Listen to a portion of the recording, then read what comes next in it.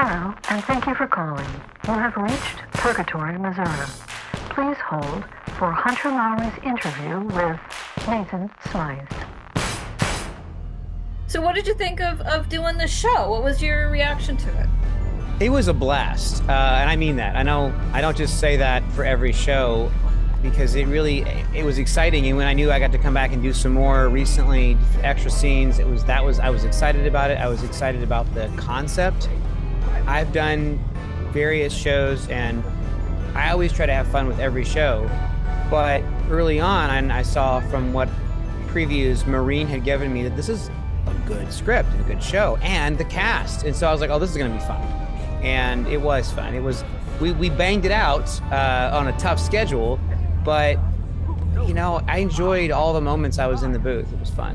One of the things that was really cool was getting to record with Dave Foley in person and meet him for the first time in person was one of the coolest experiences I've ever had. That is rare and amazing, especially because I did a role that he ended up doing, and then I ended up doing part of it again, and then he ended up doing the final version. And so then when I heard he was going to be in this, I was like, oh, that's just great. And when I knew I had to do a scene with him, it was awesome. More than one scene, but the fact that the scene happened to be that one where I'm remembering my mom passing and then I couldn't save her, the fact that that's the scene I had to do with him was like, oh man, got to do this crazy scene in front of one of the people I really admire, And it came out so well.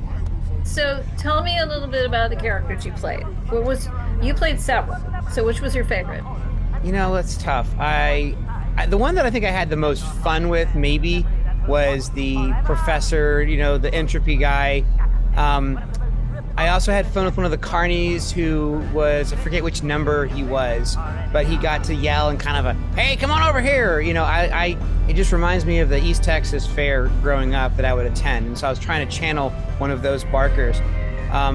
The scene of the guy who's remembering losing his mom in the tornado, that I was the most looking forward to, and I was always also the most nervous about it. It was powerful, but I was nervous about it beforehand. So, well, that did not come through. You did not come off as nervous at all. Good. Yeah, because that was just, I did not know what to expect, but you basically destroyed us all. So it's like I can't even think about it without tearing up. Aw, thank you. So the question is, have you personally ever had a near-death experience, an out-of-body experience, any weirdness like that? I've definitely had a couple near-death experiences. One of those experiences where I felt like time stopped and everything was moving in slow motion was when I was in almost it would have been a head-on car collision. And I couldn't do anything about it. I was in a stop lane, in the left lane, and here comes a car towards me, going the wrong direction in my lane, full speed. And we're in rush hour traffic. And I'm honking, like hoping this person will realize, and they didn't realize it till the last second, but they still hit the front side of my car and slammed me into another one. It was scary, and then they fled the scene. And so I know, but it shook me up for a very long time, because it was weird to be in a situation where you can't move, I couldn't even back up. So it was freaky. So you're just standing there basically staring death in the face. Yeah. There was a scene in the Battlestar Galactica remake where one of the guys' ship just dies on him and he can't move, and here comes the enemy and he literally can't do anything. And when I saw that scene, it reminded me of being in the car like that. You think there was any kind of divine intervention? I actually do, and my wife thought the same thing, because it was really weird that as hard as we were hit and as much as we got smashed into the other car, we were not hurt at all. It hurt my neck a bit after, but it was pretty incredible that we survived that, because it was just bizarre. No one was hurt, which is incredible. And I thought we were going to die. So. Oh yeah, head-on collision, I would say so. What do you think our dreams are? What do you think the people in our dreams represent? I don't know. I know they say that dreams are just your brain, but I think it's more than that. I think sometimes it's your brain. I think sometimes it's your soul or your spirit. When we dream about somebody, I don't know if I've wondered if they're on our mind or we're on their mind.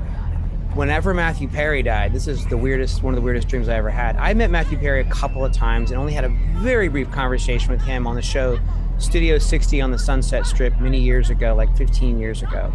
Well, more than that, actually. But anyway, the day he died, before I knew that, I had a very weird, realistic dream talking to him in the dream. And it stuck with me when I got up. I was like, wow, where did that come from? That was so weird. And then I read he died that day. I mean, it messed me up the whole day. It was like, wow, what was that? That's something I have not experienced before. It was very weird. So I don't know. I don't know what was in the energy or the ether or the spirits that was causing that, but that was bizarre. Well, I think there are energies floating around us that we can't quite put our finger on. I mean, do you believe in that kind of thing? Like there's just like more going on in the universe than we know about? I do. I think there's a lot more going on in the universe than we know and that we'll even ever be able to fully know. If we live in a physical world, I don't believe, at least while we're alive, we'll ever be able to completely or even partially understand all the stuff that goes on beyond the physical. So, I don't believe we're in a computer simulation, but I can see why people would think that. Like I was telling Mindy, I said, the more you think about it, the more sense it makes. So don't think about it. Thanks again, Nathan, DJ Nate, whoever you are this week. I don't know. I think I'm Jeff this week. Take care, and we'll see you in the next episodes. Yes.